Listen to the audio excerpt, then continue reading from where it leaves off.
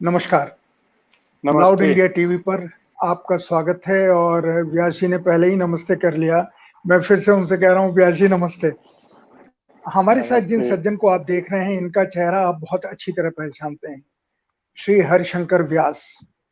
और जब मैंने इनके नाम की घोषणा की और इनके परिचय में 2 या ढाई पैरे लिखे, तो मेरे लिखे हुए पैरे के ऊपर बहुत सारे कमेंट्स आए, जिनमें से 2 कमेंट्स को मैंने छाँट करके और उसको व्यास जी के परिचय में आज की घोषणा के साथ ही जोड़ दिया, जिसमें एक तो वीरेंद्र सेंगर ने लिखा, जिन्होंने लिखा कि व्यास जी का अवतार 2014 के बाद नया हुआ है, और एक जयपुर से ही सुधेंदु पटेल जी ने लिखा, जिन्होंने लिखा कि बनारसी भाषा में लिखा कि अकेले ही आप तो सबको हड़काए हुए हैं। तो मैंने वो दोनों डाल दी ताकि आपको समझ में आए, क्योंकि आप सब लोगों ने जिस तरीके से मुझे फोन किया और जिस तरीके से आपने रिएक्शन दिया, व्यास जी को सुनने के लिए जो उत्सुकता दिखाई, उसके लिए मैं सचमुच अपने को धन्यवाद देता हूं कि मैंने व्यास जी को आमंत्रित किया और व्यास जी हमारे साथ आए। व्यास जी, हम ज्यादातर बातचीत हम करेंगे पत्रकारिता के ऊपर, और खासकर हरिशंकर व्यास की पत्रकारिता के ऊपर। वो उन्होंने पत्रकारिता को किस नजरिए से देखा, कैसे देखा। पर सबसे पहले मैं हर आने वाले मेहमान से एक आग्रह करता हूं कि वो अपने नाम का विश्लेषण करें, अपनी हरिशंकर व्यास की पत्रकार जीवन की यात्रा कैसे शुरू हुई, उसका बैकग्राउंड क्या है और वो क्यों पत्रकारिता में आए, इसको वो किस नजरिए से देखते हैं, ये पहले बताएं, फिर हम बातचीत शुरू करते हैं। व्यास जी। बुनियादी तौर पर मेरा मानना है कि मेरी पत्रकारिता बहुत सहज पत्रकारिता है। कोई मैंने सोच के मैं पत्रकारिता में नहीं आया था।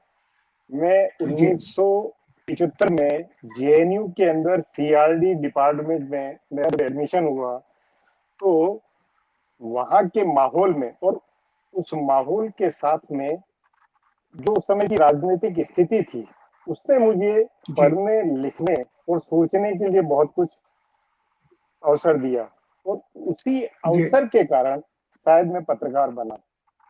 और तब से, हम्म। ये 1976 की बात है शायद, कि मैंने इमरजेंसी पर ही सोचते हुए और इमरजेंसी के बहाने सोवियत संघ पर सोचते हुए कुछ लिखा, और उसे जी एक हमारे दैनिक हिंदुस्तान में विनोद कुमार मिश्रा संपादक हुआ करते थे, जी जी उनको मैंने वो जी लिंक जी। भेजा, तो उन्होंने हम्म। आश्चर्यजनक रूप से बिना कभी कोई किसी बैकग्राउंड के उन्होंने वो लेख छाप दिया। उससे मैं इतना जी। प्रोत्साहित हुआ, और वो सोवियत संघ के शायद उस समय ब्रेजनेवी थे वहां के राष्ट्रपति, हम्म। तो उनके बहाने जो मेरा लिखा गया लेख था, उस उसके छपने के बाद मैं कुछ मेरी दिलचस्पी ऐसी बनी कि अपने आप पत्रकारिता की तरफ बढ़ता गया, और मेरी एमए भी उस कारण नहीं हुई। मुझे वहीं से मौका फिर राजेंद्र माथुर ने दिया नई दुनिया में, और राजेंद्र माथुर ने हम्म। एक प्रदेश नाम का कॉलम चालू करवाया जो साप्ताहिक था। और उस जी समय साप्ताहिक कॉलम नई दुनिया में, नई दुनिया क्योंकि भीलवाड़ा आया करता था, और भीलवाड़ा के अंदर जहाँ मैं पढ़ता रहा हूँ, ग्रेजुएशन किया, वहां नई दुनिया के संपादकीय और राहुल बारदूते और राजेंद्र माथुर को पढ़ते हुए जो दिलचस्पी बनी थी देश दुनिया के मामलों में, उस उसको उसकी बैकग्राउंड में जब नई दुनिया में कॉलम छपा, तो सचमुच में लगा कि अपने को तो पत्रकारिता में जाना चाहिए। और एक के बाद एक ऐसा संयोग होता गया कि तीसरे सेमेस्टर में ही टाइम्स ऑफ इंडिया की ट्रेनिंग जर्नलिज्म का कोर्स का एक विज्ञापन देखा, उसमें अप्लाई किया, और ये शायद 77 की ही बात है कि टेस्ट हुआ, टेस्ट के बाद इंटरव्यू हुआ, और अघेय जी ने इंटरव्यू लिया और उन्होंने सेलेक्ट कर लिया। मतलब न कुछ सोच विचार पहले से था, न कुछ आइडिया था कि क्या करना है, लेकिन ये एक के बाद एक ऐसे संयोग होते गए जिसमें मैं पत्रकारिता में आ गया। उसके बाद से लेकर लगातार आज तक मेरा यही मानना है कि मेरी पत्रकारिता में कुछ भी नहीं है। जो जेएनयू के वक्त में मैं जो उस लाइब्रेरी में बैठकर जो लिखता था, उसमें वहां दिनमान की पुरानी फाइलें देखकर या वो देखकर जो मैं क्या करता था, लगभग अभी कर रहा हूँ, वही मैं अभी कर रहा हूँ। और उस सब करने के बीच में ये जरूर है कि वक्त के साथ में 45 वर्षों की इस पूरे अनुभव में ये एक धुन अब बन गई है कि आखिर हम है क्या भाई, क्या है हमारी तासीर, कैसे हैं हम। ये सोचते सोचते अब जरा लिखने में धार अलग हो गई है, मूड वो मामला अलग हो गया है। इसलिए कई लोग सोचते हैं कि मैं ये क्या हो गया हूँ। 2014 में किसी ने कहा, जो उन्होंने कहा है कि मैं बदल गया हूँ, कुछ नहीं बदला हूँ। जेएनयू के अंदर भी मैं दक्षिणपंथी था, मैं स्वतंत्र थिंकर था, कम्युनिस्ट। मेरी ही उस गंगा हॉस्टल के सामने के वाले कमरे में सीताराम येचुरी हुआ करते थे। और जी साम्यवाद के खिलाफ मेरी मतलब पहले से, क्योंकि एक वैचारिक आधार था, और वैचारिक आधार की कई वजह थी, पढ़ने लिखने की एक उसके पीछे वजह थी। उस दक्षिण पंथ का होना, या ये सोचना कि मैं वामपंथ के विरोध में, या ये ऐसा कुछ भी कोई घटनाओं ने या मेरे विचार में, उसमें ये एक क्रमशः चीजें बनती गई। और तभी मैं अकेला था, आज भी अकेला हूँ। और आप तो खास तौर पे इस बात के गवाह है कि जब रविवार निकला और आपातकाल के बाद में जो पत्रकारिता में उफान आया, उस उफान में आपकी मतलब धर्मयुग है या रविवार है, और उस समय के हिंदी पत्रकारिता के जितने दिग्गज थे, जो हवा थी, जो ट्रेंड था, उसके मैं ठीक विपरीत तब भी था। और मेरा अपना लिखना वैसे ही बेधड़क हुआ करता था जैसे शायद आज होता है। बिल्कुल। व्यास जी, आप बहुत उन चंद भाग्यशाली लोगों में हैं जिनके हिस्से में राहुल बारपुते जी या राजेंद्र माथुर जी या प्रभाष जोशी जी, जो नाम आपने लिए अभी, वो ऐसे नाम हैं जिनके संपर्क में आना, अज्ञे जी, आपने अज्ञे जी का नाम लिया, इन लोगों के संपर्क में आना और इनके साथ 10 कदम भी चलना, खासकर प्रभाष जी के साथ तो आपने बहुत काम किया। सतीश झा ने सबसे पहले आपका जिक्र किया मुझे, और जब उनसे बातचीत हो रही थी, वो बोस्टन में है इस समय, उन्होंने कहा कि जो शुरुआती टीम थी जनसत्ता की, उसके बहुत महत्वपूर्ण सदस्य हरिशंकर व्यास जी थे। तो आपकी लेखनी के बारे में तो मैं बाद में बात करूंगा, और वो सवाल कुछ है मेरे दिमाग में, पर सबसे बड़ी चीज है कि आपने इन जिन बड़े लोगों के साथ वक्त बिताया, इनमें से सबसे ज्यादा छाप आपके ऊपर किसकी पड़ी? बुनियादी तौर पर राजेंद्र माथुर की। हालांकि राजेंद्र माथुर एक अलग धारा के थे, वो नेहरू के बहुत मतलब उनमें जो भारत में लोकतंत्र के विकास, नेहरू की देन, विरासत को लेकर उनमें जो भाव हैं, जो विचार रहे हैं, जो उनका विश्लेषण रहा है, उससे मैं बहुत असहमत रहा हूँ। बावजूद इसके राजेंद्र माथुर से मैं सचमुच में बहुत प्रभावित था। देखिए, वो वक्त मुझे अभी भी याद है कि शाम को 3 बजे नई दुनिया आता था, और 3 बजे नई दुनिया आने के साथ में सबसे पहले उनका संपादकीय पढ़ा करता था। और उसकी भाषा, उसकी शैली से जो मेरे ऊपर असर हो रहा है, उसमें मुझे, और फिर ये भी एक अपनी जगह हकीकत है कि जब मेरा टाइम्स ऑफ इंडिया की ट्रेनिंग जर्नलिज्म में वो हो गया, तो राजेंद्र माथुर ने मुझे एक पत्र लिखकर कहा कि आपको टाइम्स ऑफ इंडिया में नहीं जाना चाहिए, और न भारत टाइम्स या धर्मयुग में आप जो जाएंगे तो वहां क्या होगा पता नहीं, लेकिन आप अगर चाहें तो नई दुनिया ज्वाइन कर सकते हैं। और उन्होंने बिना मुझसे मिले, बिना मेरा इंटरव्यू लिए, मुझे नई दुनिया ज्वाइन करने का ऑफर दिया। और फिर मैंने साल भर बाद जब टाइम्स ग्रुप छोड़ा और वापस दिल्ली आकर अपनी राजनीति और उसके कारण अपनी पत्रकारिता, अपनी खुद स्वतंत्र पत्रकारिता में मैं आया, तब भी रज्जू बाबू ने कहा कि भाई आप चाहें तो आ सकते हैं, और इतनी जल्दी आपका उससे मोह भंग हुआ है, इसलिए मेरा और आपके प्रति ये है कि आप आकर नई दुनिया ज्वाइन करें। और उसके बाद एक और तथ्य है कि जब राजेंद्र माथुर नवभारत टाइम्स में पत्रकार बने, तो उन्होंने मुझे एक संपादक बने, तो उन्होंने मुझे एक विचार नाम का कॉलम नवभारत टाइम्स में मेरा शुरू करवाया था। तो वो करीब 1-2 महीने चला था, साप्ताहिक कॉलम था वो।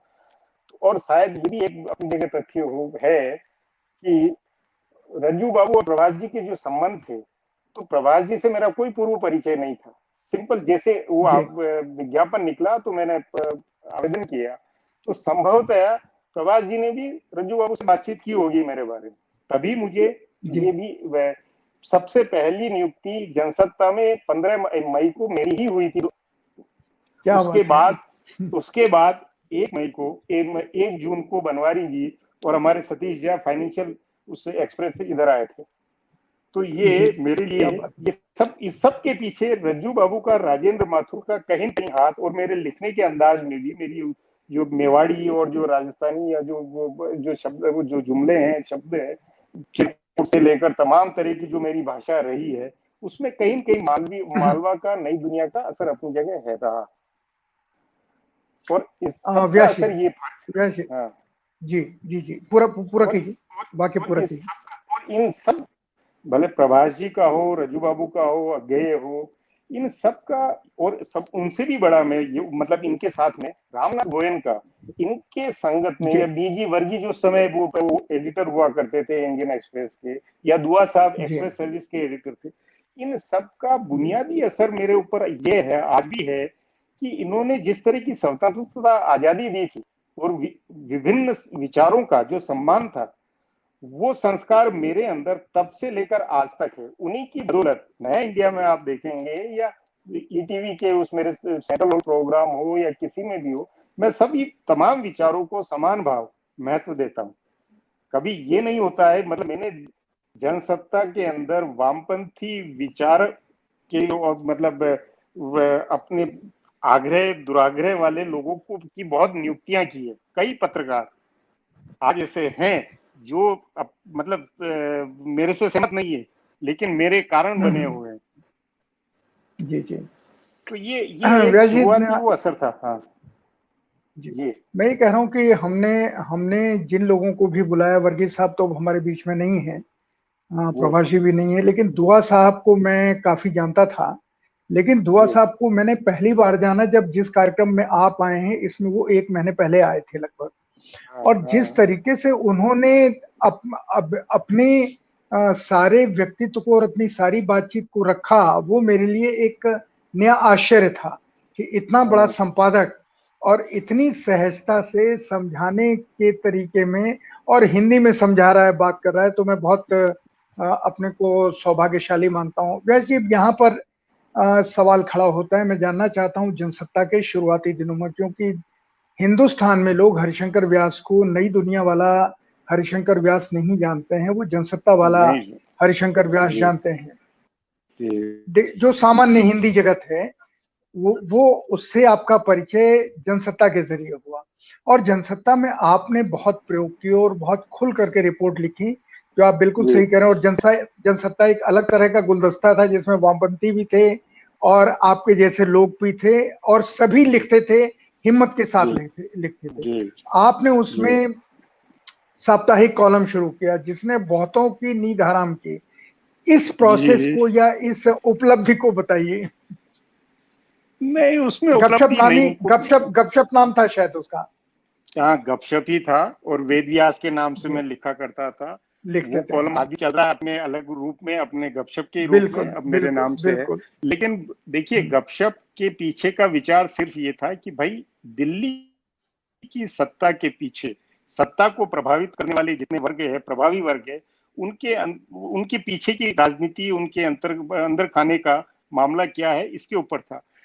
और ये इस मामले में प्रभाष जी की और रामनाथ गोयनका दोनों को बहुत मतलब को साधुवाद है कि उन्होंने जितनी स्वतंत्रता से मुझे उस लिखने का मौका दिया, वो मतलब शायद ही किसी और संपादक या मालिक के यहाँ संभव था। जी बिल्कुल बिल्कुल। 1984 के अंदर, मतलब उस वक्त में राजीव गांधी के को जो छप्परफाड़ जनादेश मिला था, उस जनादेश के बीच में मणिशंकर अय्यर, गोपी अरोड़ा से लेकर तमाम उनके जो साथी, उन जो नेता, अरुण सिंह, अरुण नेहरू, इन सब पर जिस बेबाकी से मुझे लिखने का या अपनी गपशप करने का मौका मिला, वो बिल्कुल बिल्कुल बिल्कुल। बहुत दुर्लभ वक्त था। और यहाँ मैं फिर उस गपशप कॉलम में, कि उस गपशप कॉलम का इतना व्यापक असर था कि उसमें लोग बाग, ये कईयों ने बहुत कोशिश की, कई बार कोशिश की कि रामनाथ गोयनका को लेकर ये रुकवाया जाना बंद किया जाए। मतलब मैं अरुण नेहरू, अकबर अहमद डम्पी, क्या कई सीधे फोन करके कहते थे। और गोयनका जी की ये का कमाल था कि वो फोन पर बता देते थे कि भाई फोन आया है, प्रभाष जी को बताते थे। हम्म, एक दो बार मुझे भी फोन सीधे एकदम उसमें तेवर में आया।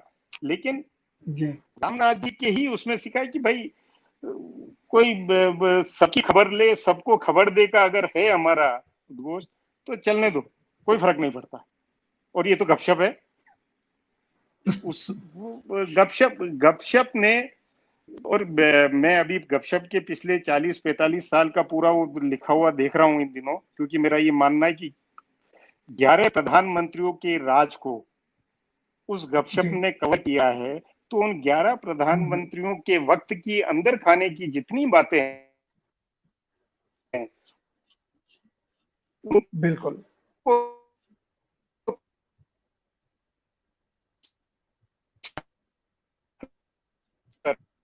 इंटरनेट कुछ बाधा बन रहा है शायद। वैसे इंटरनेट बाधा बाधा बन रहा है। जी जी जी जी जी। ये ये बीच की आवाज नहीं आ पाई क्योंकि इंटरनेट आपका थोड़ी सी बाधा उसने उत्पन्न की। हाँ जी जी जी। अब शायद अब ठीक है अभी, हाँ। जी जी गड़बड़ है। जी।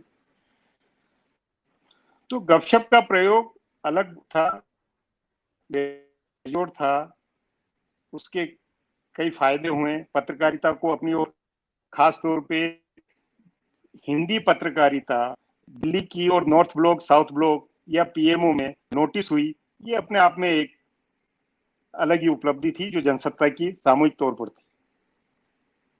अव्याशी, इसमें इसमें एक सवाल मेरे दिमाग में है, वो ये कि रिपोर्ट तो हर एक की लिखी चर्चित हुई, जनसत्ता में जो लोग रिपोर्ट कर रहे थे, आलोक भी आपके जी साथ थे, उनकी भी चर्चित हाँ। हुई। लेकिन आपके आपकी रिपोर्ट भी चर्चित हुई, पर आपके साथ एक खास चीज थी कि आपने जिस भाषा का इस्तेमाल किया गपशप कॉलम में, उस भाषा ने लोगों को तिलमिलाया भी और कॉर्नर भी किया। जी। वो भाषा बहुत कमाल की थी जो गपशप में आपने इस्तेमाल की। वो फिर सहज सरल और मालवी असर था उस भाषा का। अब जैसे एक मुझे ध्यान है जिस पर बहुत हल्ला हुआ उस शब्द के ऊपर, कि सुंदरलाल पटवा मध्य प्रदेश के मुख्यमंत्री थे। तो उस हम्म। मुख्यमंत्री की तासीर में उस राज के चरित्र में मैंने लिखा था कि सुमड़ी सरकार। हम्म। अब ये हम्म। सुमड़ी सरकार में सुमड़ी जो शब्द है, ये ठेठ मालवी और मेवाड़ी है। जी। और लेकिन उससे पटवा जी या मध्य प्रदेश में बहुत हलचल हुई कि ऐसा कैसे लिख दिया, ये क्या बात हुई। हम्म। और वो मेरे बहुत मित्र थे मित्र थे, लेकिन उनकी तासीर ऐसी थी तो ठीक है, लिखा गया। खैर, आपने मित्रता का लिखने में ख्याल कभी नहीं रखा, पर अब यहाँ पर एक सवाल खड़ा होता है कि आपने जो पत्रकारिता में इतने दिन गुजारे, आपको जी कुछ अपनी रिपोर्ट्स याद हैं जिन्हें आप अपनी सर्वश्रेष्ठ रिपोर्ट कहते हो, जिन्होंने लोगों के या समाज के जीवन के ऊपर असर डाला हो, आपके लिखने से सरकार ने अपने को थोड़ा सा बदला हो या और क्रूर हुई हो? मैं इस मामले में एक राजस्थान के ऊपर अकाल के वक्त की जो मैंने एक सीरीज की थी 3-4 उसके अंदर, उस सीरीज को का जरूर जिक्र करना चाहूंगा। भैरव सिंह शेखावत जी उस समय चीफ मुख्यमंत्री थे, और अकाल में जी। और खासतौर पे जैसलमेर बाड़मेर के में उस वक्त उस समय राजस्थान में हर सारी सभी मतलब गर्मी के दौरान वो अकाल रात के कार्यक्रम हुआ करते थे, प्रोग्राम चलते थे। जी। उसमें जो जी। गपला था या जो दिक्कतें थी, उस पर जो मैंने जी। रिपोर्ट लिखी, और उसके बाद भैरव सिंह जी ने उसको लेकर जितना जी। नोटिस लेकर और जो ध्यान दिया, और उस इलाके में तो मेरा क्या मानना है कि वो एक ऐसा मामला था। और इसी तरह संभवतया उन दिनों में जगदलपुर के अंदर, जगदलपुर गया था और बस्तर के इलाके की जो दशा दिशा जो थी उस पे जो मैंने लिखा, उसका भी असर भोपाल में जैसा जो हुआ है वो भी एक हालांकि उस रिपोर्ट की, या ये जो जो लिखी रिपोर्ट जितनी है, इन रिपोर्ट्स का भी मेरे पास ब्यौरा नहीं है, उनने कतरने हैं, जो कतरने हैं वो गपशप की जरूर बची हुई है, लेकिन रिपोर्टिंग की और उनकी खबरों की नहीं है। लेकिन ऐसी कई चीजें थी जो दूर दराज के इलाकों में जाकर कवर करने की, जो रिपोर्टिंग करने का उनका भी असर हुआ। और दिल्ली में तो मेरा मानना है कि गपशप हो, या जैसे सबसे पहले जनसत्ता लॉन्च होने के बाद में चोगम का महाधिवेशन दिल्ली में हुआ था। चोगम को जी। हम लोगों ने जिस तरह अलग अंदाज में कवर किया, वो हिंदी के बाकी पत्रकारों, बाकी अखबारों के लिए कई मायनों में अनुकरणीय रहा। कईयों ने उसको फिर बाद में फॉलो किया। जी बिल्कुल बिल्कुल। और ऐसे ऐसे ही मेरा मानना है कि आर्थिक और एक इस मामले में मैं एक आपको ये कहूँ कि हमारे यहाँ जनसत्ता के अंदर अखबार के बाद में पहला चुनाव इंदिरा गांधी की हत्या के बाद में लोकसभा का जो चुनाव हुआ था, उसमें बिहार के मुजफ्फरपुर और इधर दिल्ली में लाल किला मैदान में राजीव गांधी की जो आम सभा हुई थी, उस आम सभा पर के आधार पर और जो भीड़ थी, जो स्वयं समर्थ जो जनता, जो लोग इकट्ठा हुए थे, उसके आधार पर अकेले मेरा आंकलन था कि इंदिरा गांधी की हत्या से सहानुभूति की लहर चल रही है। और सतीश जैसे आप पूछिए या किसी से भी पूछेगा कि उस समय मेरी इस बात से कोई सहमत नहीं था, क्योंकि पंजाब की समस्या थी, पंजाब को लेकर अलग तरह का हमारे जनसत्ता में प्रकाश जी का सबका अलग विचार था। लेकिन मेरा ये मानना था कि जो हिंदू है वो हिंदू अंदर ही अंदर खदबदाया हुआ है और सहानुभूति की लहर आएगी। और इस पर मैंने अंदर एक संपादकीय पेज के ऊपर जो लेख लिखे वो उस वक्त भी कई लोगों ने कहा कि भाई आप ये कैसे ये अभी हिंदू का ये एंगल ले आए हैं इसमें, लेकिन वो था जी। तो ये उदाहरण में इसलिए कि ये मेरे अपनी जो छोटी छोटी जो अपनी जो ऑब्जर्वेशन था, जो अपनी समझ थी, उस अनुसार जो लिखा गया, उसका कहीं कहीं तो मतलब पत्रकारिता की मुख्य हिंदी धारा में या बाकी सबका असर हुआ। बिल्कुल, और वो सही भी साबित हुई बहुत सारी रिपोर्ट्स। अब मैं यहाँ पर आपसे पूछता हूँ कि आपके पत्रकारीय जीवन में, जिसमें जनसत्ता एक महत्वपूर्ण पड़ाव है, लेकिन जनसत्ता के बाद 2014 के बाद से जो आपने अपने अखबार की पत्रकारिता शुरू की, या आपने मैं जिक्र करूंगा आप सेंट्रल हॉल प्रोग्राम का भी ईटीवी में जो आप बनाते थे, मैं ये जानना चाहूंगा बहुत इस पे स्पेसिफिक कि इस दौरान जिस तरह से सीधी भाषा में आपने आक्रमण भी किए और विश्लेषण भी किए राजनीतिक लोगों के ऊपर और ब्यूरोक्रेट्स के ऊपर, आपके ऊपर सीधे या टेढ़े ढंग से कोई प्रलोभन, कोई दबाव, कोई दोस्ती का दबाव कि इसको बख्श दो यार, इसको थोड़ा सा जाने दो, आपने एक बार लिख दिया, आगे फॉलो अप मत करो, ऐसी कोई घटनाएं हुई हैं जिंदगी में, याद है? नहीं, आप इसके लिए 2014 को बेंचमार्क मत बनाइए। मेरा ये कहना है कि 1994-95 में जब मैंने जनसत्ता छोड़ा था, उसके बाद से लेकर उसके 1995 से लेकर 2014 के काल में भी, मतलब कोई 20 वर्ष तक, 20 वर्षों में भी मैंने जो कुछ किया है वो बिल्कुल अलग रहा है, मामूली नहीं रहा है। मैं बतौर मिसाल में बताना चाहूंगा कि सबसे पहले मेरा टीवी चैनल के ऊपर एक एटीएन चैनल प्रो हुआ करती थी, जो श्रीवास्तव की हुआ करती थी, श्रीवास्तव थे उसके मालिक। उस समय नरसिम्हा राव नरसिम्हा राव की सरकार के वक्त में उसमें मेरा 2 महीने का प्रोग्राम चला था, चुनाव का को लेकर शतरंज के नाम से प्रोग्राम था। उसमें भी मैं बहुत बेबाक था। उसके बाद में मेरा प्रयोग ये हुआ कि वो एक मीडिया कंपनी चलाते हुए दूरदर्शन पे पहला कारोबार नामा प्रोग्राम मैंने जब प्रारंभ किया था, तो उसकी भी बिल्कुल अलग ही एक प्रकृति थी, जिसने हिंदी पत्रकारिता में और आर्थिक प्रोग्रामों को लेकर बिल्कुल अलग एक नजीर पेश की उसकी। उसके बाद में सबसे पहले हिंदी की IT company, IT magazine, computer संचार सूचना मैंने लॉन्च की। फिर वाजपेयी सरकार के वक्त में 3 वर्ष तक राजनीति संवाद परिक्रमा नाम की एक पत्रिका थी जो मैंने लॉन्च की, और उसके कवर, और वो थॉमसन प्रेस में छपती थी, अच्छी खासी पत्रिका, दोनों पत्रिकाएं अच्छी थी। उन पत्रिकाओं के कवर देखकर वाजपेयी सरकार के वक्त में अशोक टंडन से लेकर दत्तात्रेय होसबोले से लेकर सब ये कहते थे, उसमें एक था कि हमाम में सब नंगे, एक कवर था हमारा बहुत, उसकी इतनी चर्चा हुई कि भाई ये आप क्या करते हैं।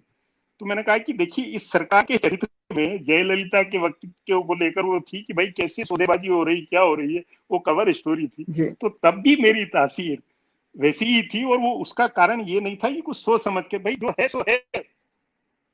मेरा आग्रह तब भी था और अब भी रहा। उसके बाद आप आइए कि वाजपेयी सरकार के वक्त में, ये वाजपेयी जी के सबके करीबी लोग भी जानते हैं, और उस समय के मेरे कई जो सरकार में अडवाणी जी से लेकर सारे मेरे बहुत वो परिचित और अच्छे अभिन्न वो सब कुछ रहे हैं।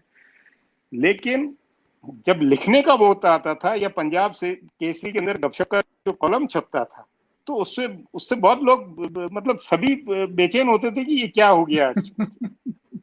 जी।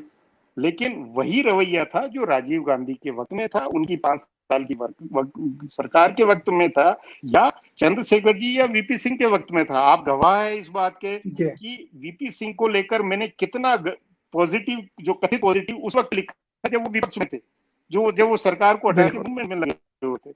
लेकिन जब वो सत्ता में आए, और सत्ता में मंडल के बाद में, या मंडल के या इनके जो भी उन्होंने किए, तो मैंने उसके क्या परिणाम बताए कि होगा क्या क्या नहीं होगा, वो बाकी आप जानते हैं।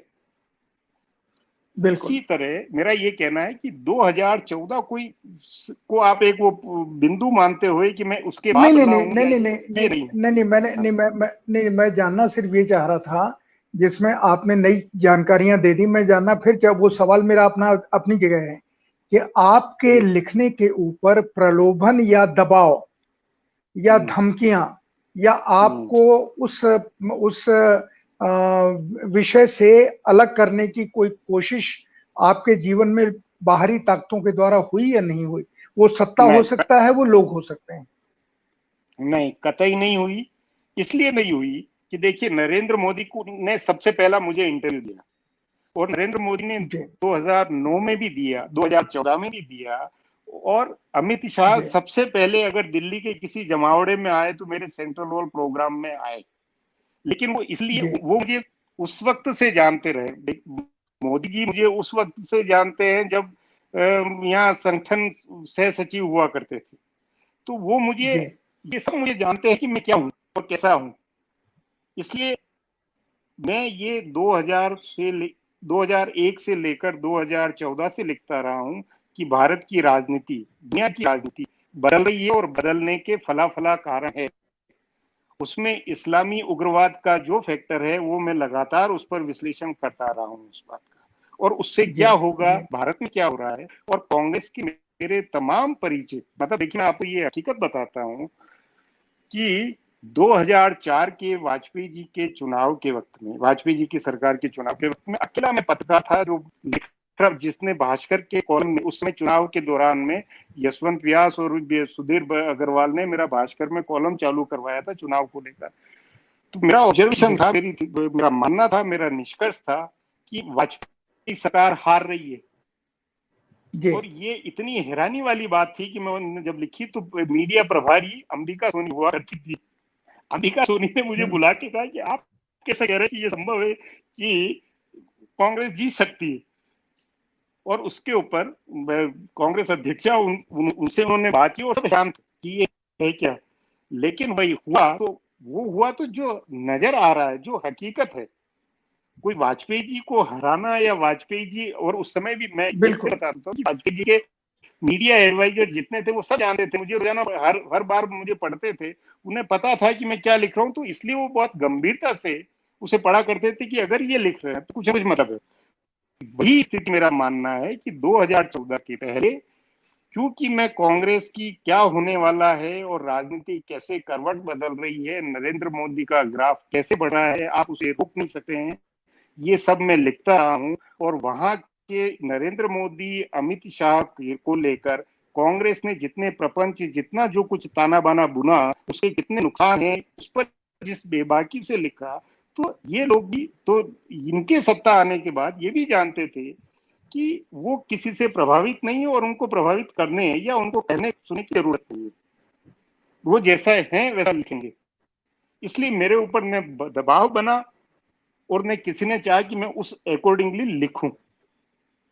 लेकिन ये जरूर है कि जो एक बेचैनी होनी चाहिए, जो ये हैरानी होनी चाहिए, जो ये आश्चर्य होना चाहिए, वो है, वो बना।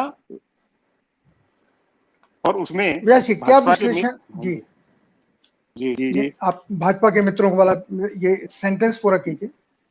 नहीं, भाजपा के मित्र जो है और भाजपा में मुझे जानने वाले चाहने वाले जो है वो इस बात से थे कि नहीं आप गलत सोच रहे हैं। मैंने कहा गलत सोच रहा हूं तो वो वक्त बता देगा।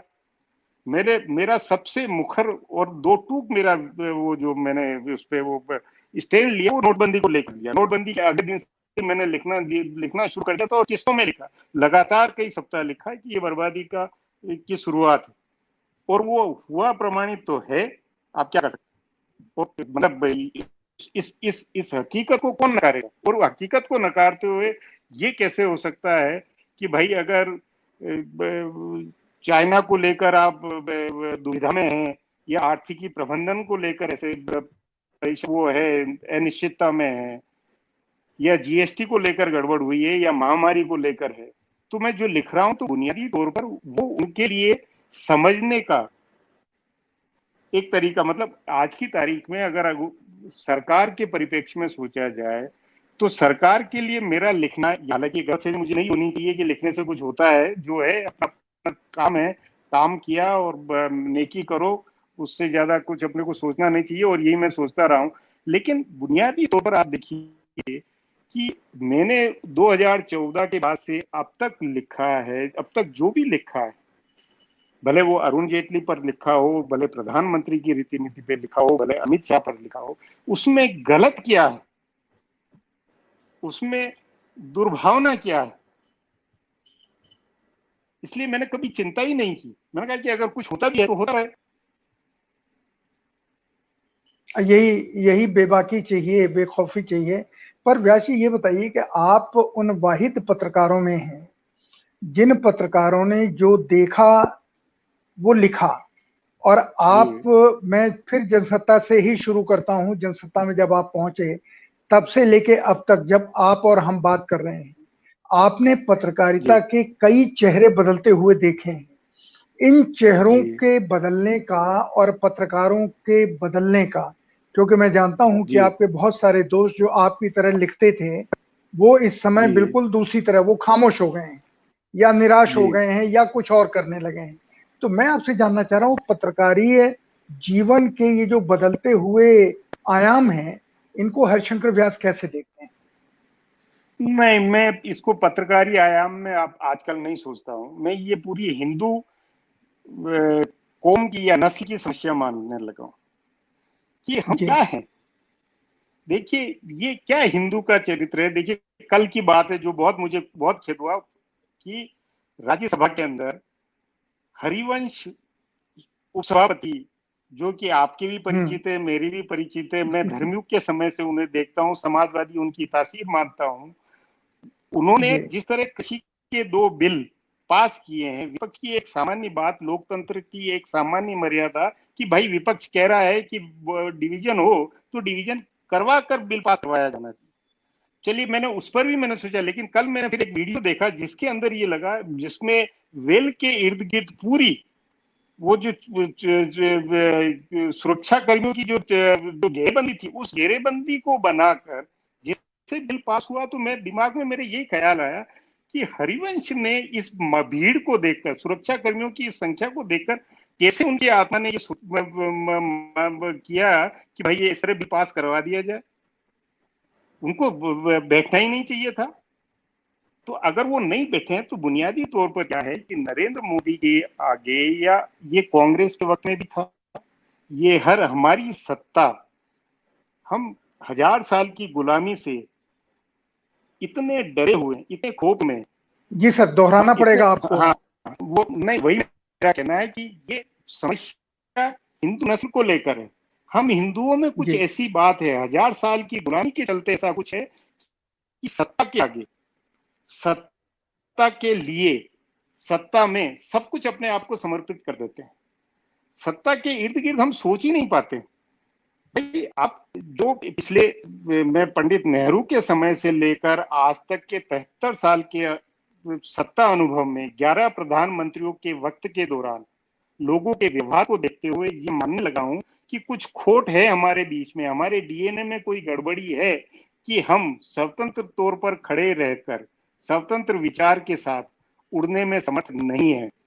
कुछ न कुछ फंडामेंट, कुछ न कुछ बुनियादी ऐसी दिक्कत है जिसके कारण भाई आप एक सामान्य लोकतांत्रिक हो या भले तानाशाही देश भी हो या कोई कुछ भी हो, आप ऐसा कैसे हो सकते? आप सोवियत संघ के इतिहास में भी ले लें या चाइना के इतिहास में सोफुल माओ के राज में भी देखें, तब भी लोग विरोध में थे, विरोध में हुआ करते थे। आज का संकट तो ये है कि दो चार लोग विरोध में नजर आएंगे। क्यों ऐसा क्या? मेरा निश्चित तौर पर मानना है कि नरेंद्र मोदी, ये वो जो अडवाणी जी ने इमरजेंसी में कहा था कि भाई झुकने के लिए कहा था और रेंगने लग गए, तो समस्या ये है कि भले नरेंद्र मोदी या अमित शाह नहीं कह रहे हो, नहीं दबाव बना रहे हो, तब भी रेंगना क्योंकि नियति है। ये मामला बहुत अलग है। नहीं वैसे मैं यही समझना चाह रहा हूं, आपने बड़ा एक तरीके से अचंभित करने वाला और खतरनाक शब्द इस्तेमाल किया कि पूरा हिंदू समुदाय उसके डीएनए में गुलामी है और हम स्वामी भक्ति के लिए मरे जाते हैं कि कोई हमको रिकॉग्नाइज करे कि ये स्वामी भक्त है। जो जब मैंने पत्रकारिता को लेकर पूछा तो आपने इसका कुछ इन शब्दों में जवाब दिया जिसका भाव ये निकलता है। मैं फिर आपसे समझना चाहता हूं कि हिंदू धर्म या जिसे हम सनातन धर्म कहते हैं, हिंदू नाम का धर्म तो कोई है ही नहीं, सनातन धर्म है। सनातन धर्म में इतने ज्यादा वाद विवाद हुए हैं, चर्चाएं हुई हैं, फैसले हुए हैं, शंकराचार्य का फैसला हमारे सामने है। इन सारी चीजों को देखते हुए व्यास जी, आपने जो इतना बड़ा वक्तव्य दिया, आपका क्या मानना है, कब से हमारा क्षरण शुरू हुआ और कब से हमने मत भिन्नता को त्याग दिया और हम अपनी सत्ता के प्रति स्वामी भक्ति दिखाने लगे? जो आपने हिंदू के साथ कहा कि हिंदू धर्म या हिंदू धर्म मानने वाले लोगों की समस्या है। नहीं देखिए, इसमें बुनियादी तौर पर मेरा मानना है कि ये मध्यकाल से ही, भक्ति युग से ही कुछ ऐसा हुआ कि हम चुनौतियों से लड़ नहीं पाए, चुनौतियों के आगे जीत नहीं पाए, हमलावरों के आगे जीत नहीं पाए, तो हमने ऐसा पलायनवादी रुख अपनाया जिसमें कि राजा कोई हो हमें फर्क नहीं पड़ता, राम जी जैसे रखेंगे वैसे रह लेंगे। हमने पूरी तरह से अपने आप को पलायन के उसमें अपने आप को समर्पित किया या हमने सोचना ही बंद कर दिया। देखिए, मत भिन्नता तो तब है जब आप मत पर बने रहें। हमने विचारना ही बंद कर दिया। हमारी दिक्कत यह है कि भाई देखिए, आप सचमुच आप व्यक्तिगत व्यवहार में आजाद भारत के इतने साल बाद व्यवहार में आप देखिए कि हमारी इस आजादी का क्या मतलब है कि अगर एक व्यक्ति को कोतवाल बुला ले या कोतवाल के यहाँ जाना पड़े व्यक्ति को, या किसी अफसर से काम कराने के लिए जाना पड़े, तो वो कितना घबरा जाएगा। किस बात के लिए भाई? हम प्रधानमंत्री हमारी तासीर में हैं कि हम हर हिंदू ये चाहेगा कि वो हमारे एमएलए, एमपी, कलेक्टर, एसपी, मुख्यमंत्री, प्रधानमंत्री उनके साथ फोटो खिंचवाए, क्या उनसे अपने घर के क्या चरण रखवाए उनके। हमारी तासीर में हम कहाँ हैं? देखिए, दुनिया के अंदर भी आप एनआरआई का जो समुदाय है, आप एनआरआई पे देखिए, एनआरआई अमेरिका का हो, ब्रिटेन का हो, वो कितना संभल कर रहता है, कितना अपने आप को समेट कर वो एक उस समाज का सहज हिस्सा नहीं बना हुआ होता। क्यों नहीं बना हुआ होता? उसमें कुछ न कुछ दिमाग में है कॉम्प्लेक्स, जिसके कारण वो डरा रहता है, जिसके कारण वो मुखर नहीं हो पाता। बहुत बिरले केसेज हैं जो कि सहज हो पाए। वो लीडरशिप नहीं दे पाता, वो सेवादारी करता हुआ ही लगेगा, वो भक्ति करता हुआ ही लगेगा। ये क्या है? इसलिए मेरा ये मानना, और मैंने ये बात अपने लिखा था पूरा, इस पे अपन तो कहेंगे, मैंने नरेंद्र मोदी को धन्यवाद करते हुए कहा कि दिल से आपका मोदी जी शुक्रिया कि आपने ये बताया। आपके कारण मैं ये समझ पा रहा हूँ, आपके राज के कारण ये मैं समझ पा रहा हूँ कि हम हिंदू है कैसे। आपके कारण ये दुनिया देखेगी या दुनिया समझ आ रही है, जो समझेगी कि हिंदुओं को राज करना नहीं आता। भाई देखिए, दो एक्सट्रीम है, पंडित नेहरू थे और नरेंद्र मोदी है। पंडित नेहरू भी के वक्त भी आपको याद होगा, तमाम विदेशी टीकाकार विश्लेषक कहते थे कि ये नेहरू जी का रिपब्लिक है, नेहरू जी की राजशाही है। उनके बाद क्या होगा वो भी एक क्वेश्चन मार्क था। 10 तरह नेहरू जी से के प्रति हम पूरी तरह समर्पित थे। यही आज के वक्त में नरेंद्र मोदी के समय भी है कि नरेंद्र मोदी है तो सब है, पूरी तरह जो हिंदू उन्हीं को समर्पित है, उन्हीं से रक्षा है, उन्हीं से धन धान्य है, उन्हीं से कल्याण है, मतलब सब कुछ उनके सपोर्ट है।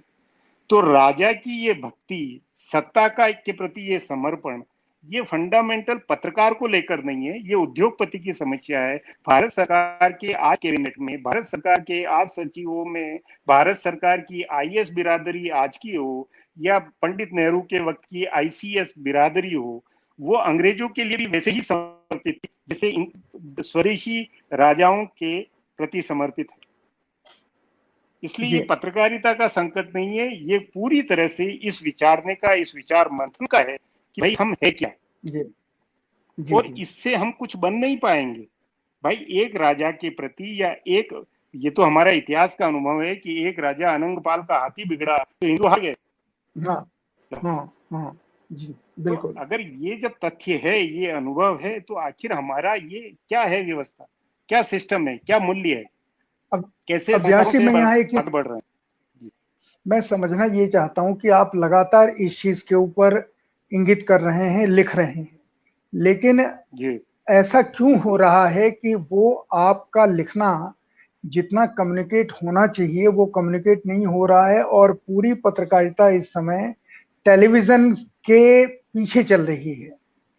जो आपके जितने मित्र हैं, हमारे जितने मित्र हैं, सब इस समय टेलीविजन को देख रहे हैं, टेलीविजन के पीछे चल रहे हैं, और जो टेलीविजन हमें दिखाना चाहता है उसी को हम देख रहे हैं। लेकिन जो आपने देखा या जिसको आप लिखते हैं, आपके यहाँ कॉलम में भी लोग लिखते हैं, बेकारी हो, बीमारी हो, अर्थव्यवस्था का गिरना हो, भविष्य में के अंधकार में स्थिति हो, जो मैं आपके पढ़ने में देखता हूँ, लिखने में, ये सारी चीजें पत्रकारों की नजर से क्यों हटती जा रही हैं, और हम क्यों एक पक्षीय उसी तरीके से होते जा रहे हैं, पूरी पत्रकार बिरादरी, जिसका आपने जिक्र किया कि हम सब सरेंडर हो गए हैं और हम सब चीजों को सापेक्ष ढंग से देखते ही नहीं।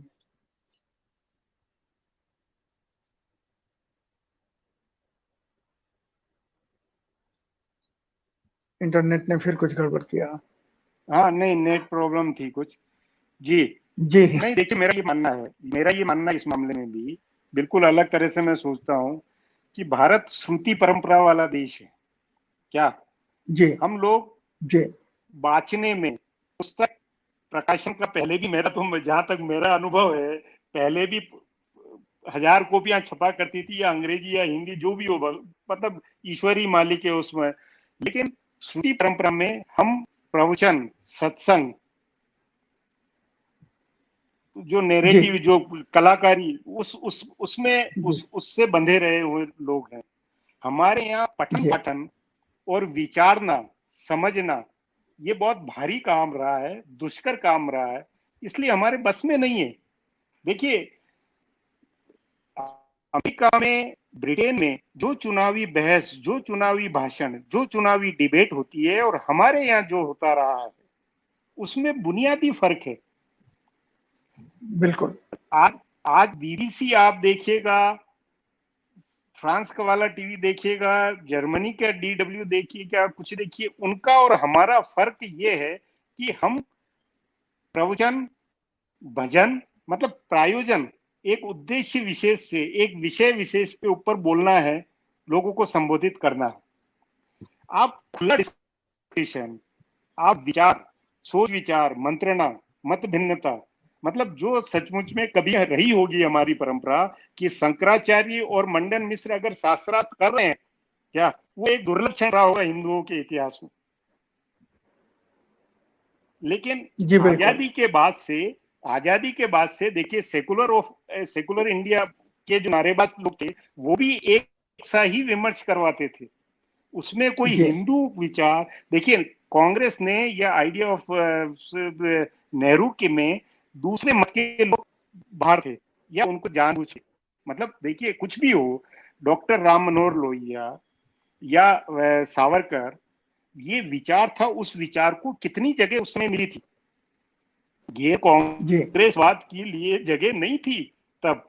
तो आज जी गैर भाजपा जी के लिए अगर जगह नहीं है और एक सा नैरेटिव चला हुआ है, तो ये एक निरंतर चलने वाला सिलसिला। और वहां यहाँ फिर कारण, जो जिम्मेवार कारण है वो सत्ता है,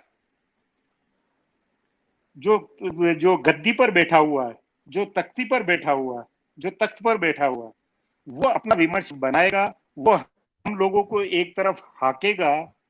या मैं फिर वापस बुनियादी सवाल पे आ रहा हूं कि ये मामला सारा कुल मिलाकर हिंदू का है, कि भाई पंडित नेहरू के वक्त से लेकर कांग्रेस में क्यों नहीं गैर कांग्रेसवाद की विचारधाराओं को मान्यता थी, क्यों हिंदू या आरएसएस वाले या मेरे जैसे पत्रकार उस समय, तब भी ये उनको भी ये तो संघी है या ये हिंदूवादी है, क्यों ये होगा?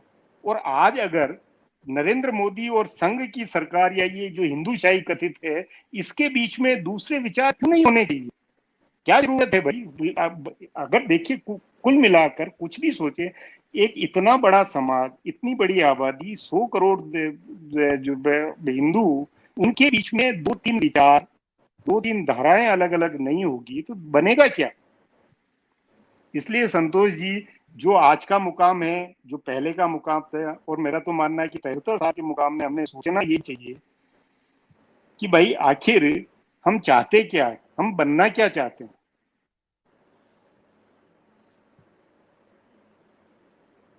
व्यास जी, हम लोग जो बनना चाहते हैं, देख इंटरनेट की फिर समस्या आ गई आपकी आवाज की। जी जी जी। इंटरनेट हाँ इंटरनेट बीच में धोखा दे रहा है। जी पर जी सवाल जी में आखिरी जो दो सवाल हैं उनमें से एक सवाल ये पूछ रहा हूं कि मैं जी आज के समय में आपसे ये प्रतिक्रिया जानना चाह रहा हूं कि जब हमारी थाली में रोटियां कम हो रही हैं, जब जी हमारे यहाँ नौकरियां कम हो रही हैं, जब हमारे यहाँ किसान की जमीन कॉरपोरेट के पास जा रही है, जब हम ये देख रहे हैं कि जितने भी संसाधन हैं जो देश जी को मजबूत करने वाले हैं वो सारे विदेशी ताकतों को या देशी पूंजीपतियों को बेचे जा रहे हैं, और हम लोग फिर से गांधी के जमाने में जो लंकाशायर का यहाँ पे जिस तरीके से वर्चस्व था कपड़े के उद्योग के ऊपर, वो सारा नए सिरे से विदेशी कंपनियों का वर्चस्व होता जा रहा है। ऐसे समय भी पत्रकार सुशांत सिंह राजपूत, रिया रिया रिया चक्रवर्ती, और वो कौन, कंगना रनावत, और आज एक नई आ गई है पायल घोष, तो एक एक नया जी ढूंढ करके इस देश को, जो देश बंदर का तमाशा भी 500 लोग देख लेते हैं, और कोई दंत मंजन बेचने के लिए खड़ा हो वहां भी 500 लोग देख, उसमें पूरे देश को उलझा दिया है। और इसको लेकर के चाहे लोग हो, चाहे जनता हो, चाहे धर्म आधारित हिंदू समाज हो या पत्रकारिता हो, किसी को कोई दर्द और तकलीफ नहीं हो रही। नहीं तो इसलिए इसके लिए देखिए, इसके लिए दोषी कौन है? दोषी हम खुद हैं, खुद हिंदू है, खुद दर्शक है। देखिए बुनियादी मुद्दा ये नहीं कि वो अगर बहला रहे हैं, भटका रहे हैं, गुमराह कर रहे हैं, खामो खयाली में डाल रहे हैं, मुंगेरी सपने दिखा।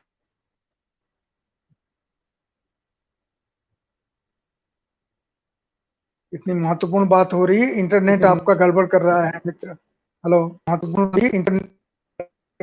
हेलो सर, इंटरनेट को ठीक कीजिए। सर, इंटरनेट को ठीक कीजिए। आपकी आपकी महत्वपूर्ण बातचीत सुनी जा रही है।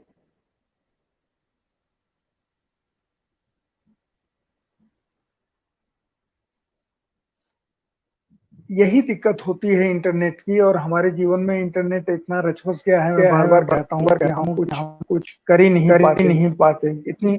जी, अब मैं अपनी बात खुद सुन रहा हूँ और व्यास जी की आवाज नहीं आ रही है, साउंड इको हो रहा है। एनीवे, लेकिन व्यास जी जो कह रहे थे, उन्होंने एक महत्वपूर्ण सवाल उठाया जिस सवाल के ऊपर आपको सोचना चाहिए। उनका कहना है ये सब हिंदू समाज का क्राइसिस है, उसका अंतर्विरोध है, उसके अपने डीएनए में कोई बुनियादी खामी है। और उनका कहना है कि भक्ति काल से जिस तरीके से हमने पलायनवादी रवैया अपनाया, तो हम किसी भी समस्या का सामना करने की मानसिकता से दूर चले गए हैं, और हम एक तरीके से गुलामी की मानसिकता पहुंच गए हैं। ये व्यास जी ने कुल मिला के कहा। जी व्यास जी, अब आप। बहुत बड़ी बात आ गई। बहरहाल मेरा यही कहना है कि देखिए, बुनियादी तौर पर जो कुछ है, जो हम देख रहे हैं, आप और मैं उस स्थिति को समझ रहे हैं, तो उस स्थिति को बाकी लोग क्यों नहीं समझ रहे हैं? 73 साल के बाद भी हमारी जनता, जो लिटरेसी पूरी अगर हो गई है सर्व शिक्षा अभियान के बावजूद भी, अगर हम ये बॉलीवुड के की नौटंकी या बाकी तमाम तरह के झूठे नैरेटिव को अगर का मतलब समझ नहीं पा रहे हैं, तो दोष पूरी कौम का है। और मेरा यही कहना जी है कि देखिए संतोष जी, हमें अब सचमुच में बहस ये करानी चाहिए कि आखिर हम है क्या। पंडित नेहरू के वक्त में भी 1962 में चीन के सामने दुविधा में थे कि करें तो क्या करें। आज भी दुविधा में है कि करें तो क्या करें। जी उस समय भी बिल्कुल 1918-20 के अंदर महामारी के वक्त में तब भी हम लाचार बेबसी में होते थे और सोचते थे कि सरकार क्या कर सकती है। और आज भी हम अगर सोचते हैं कि हम क्या कर सकते हैं, सरकार क्या कर सकती है, तो भाई ऐसे दुनिया के बाकी देश तो नहीं सोचते हैं। जर्मनी, आसियान बिल्कुल देश, जापान, दक्षिण कोरिया, ये तो कोई नहीं सोचते हैं। तो जी दिक्कत जो है, और यही मेरा मानना है, खास तौर पे जो मौजूदा सरकार है, जो मौजूदा सत्तावान है, जो जिनको उम्मीद है कि हिंदू